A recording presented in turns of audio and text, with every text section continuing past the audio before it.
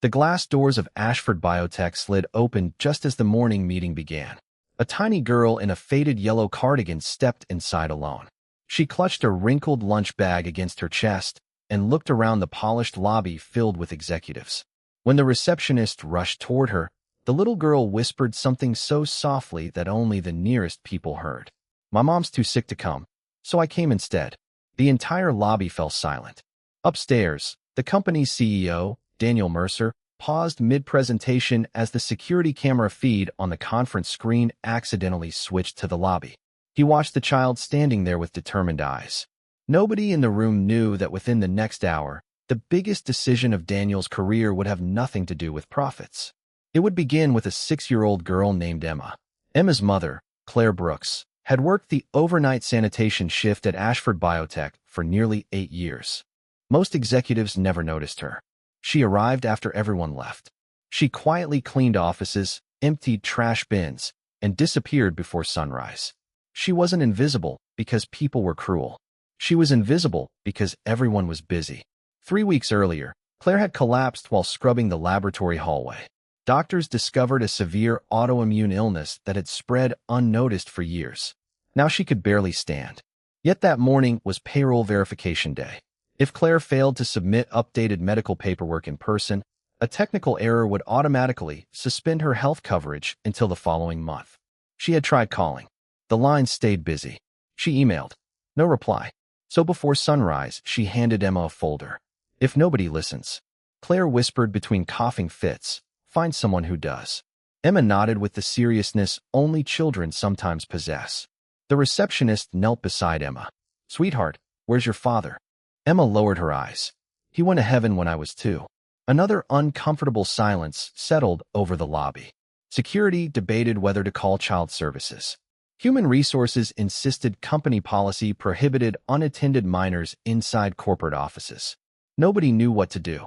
Then the elevator doors opened. Daniel Mercer walked into the lobby himself. Executives hurried behind him, confused. The billionaire CEO rarely came downstairs for anyone. He crouched until he was eye level with Emma. "You came all by yourself?" She nodded. "My bus driver showed me which stop." Daniel didn't ask why. Instead, he noticed something strange. The folder Emma carried wasn't sealed. Inside were dozens of handwritten thank you notes. Not official paperwork. Letters. Children's drawings. Hospital receipts. Old birthday cards. Emma quickly apologized. "I'm sorry. Mom keeps everything." Daniel gently picked up one folded paper. It was addressed to Claire. The letter came from a research scientist who had resigned years earlier. He thanked Claire for secretly bringing him coffee every night after his wife died. Another letter came from a security guard. Claire had collected money for his daughter's wheelchair without telling anyone. Another came from an intern. Claire had quietly repaired a ripped graduation gown the night before commencement. Daniel kept reading. Every page revealed another unseen act of kindness. None asked for recognition. None expected repayment. The executives surrounding him exchanged awkward glances. Many recognized their own signatures. They had forgotten writing those notes years ago. Claire hadn't. She had saved every reminder that kindness mattered. Daniel finally asked the only question that mattered. "Where's your mother's medical paperwork?" Emma froze. Her tiny smile disappeared. She slowly opened another pocket inside the folder. It was empty. Her face turned pale. I think it fell off the bus." The lobby filled with worried murmurs. Without those documents, payroll couldn't process the insurance extension. Replacing them would take weeks. Weeks Claire didn't have. Emma tried not to cry. "I messed up." Daniel looked toward his executive team. "Find that bus." Several managers hesitated. One quietly reminded him. "The board meeting starts in 15 minutes. Daniel looked back at Emma. "The board can wait." For the first time in years, an entire executive floor emptied. Instead of preparing quarterly earnings, vice presidents searched bus stations. Security officers reviewed city cameras. Administrative assistants called transit workers. Nobody complained. Not after seeing Emma trying so hard not to cry. Hours passed. No paperwork appeared. Daniel finally drove Emma home himself. Their apartment building leaned tiredly beside abandoned storefronts.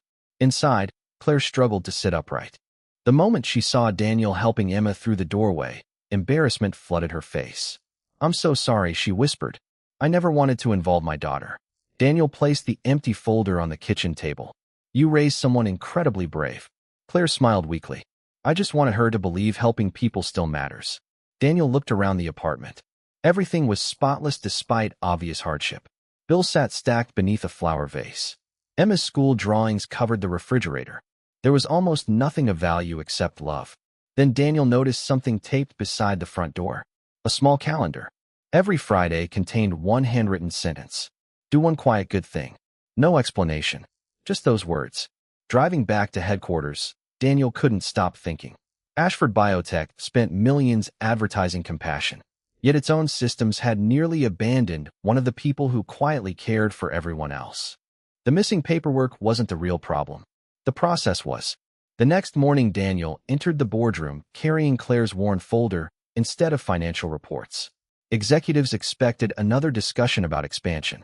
Instead, Daniel spread the thank you letters across the polished conference table. Nobody spoke. Then he read them aloud. One by one, room after room of expensive suits grew silent. Some executives recognized moments they had completely forgotten. Others quietly wiped away tears. Daniel closed the final letter. We measure productivity, he said calmly. But we've never measured humanity. The board expected a charity announcement. Instead, Daniel proposed something far more difficult.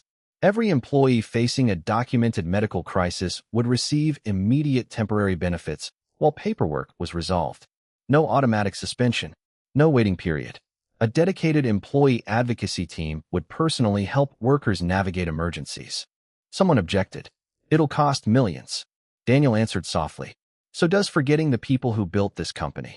For once, nobody argued. The motion passed unanimously. A week later, Daniel visited Claire again. Not with cameras, not with reporters, just flowers.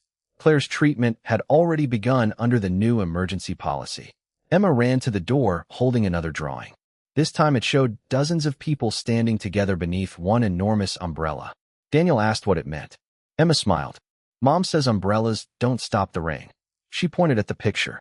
They just make sure nobody gets wet alone. Daniel framed the drawing in the executive hallway. Visitors assumed it came from an expensive artist. Employees knew better. Whenever new hires asked about it, someone always told the story of the little girl who arrived carrying a worn lunch bag and a folder full of kindness. Years later, profits rose. Awards followed. But employees rarely talked about quarterly reports.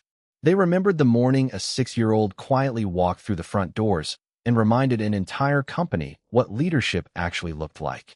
Because real leadership isn't proven when everything runs perfectly. It's revealed in the moment you choose people over procedure. And sometimes, the smallest voice in the room carries the lesson the world needed to hear most.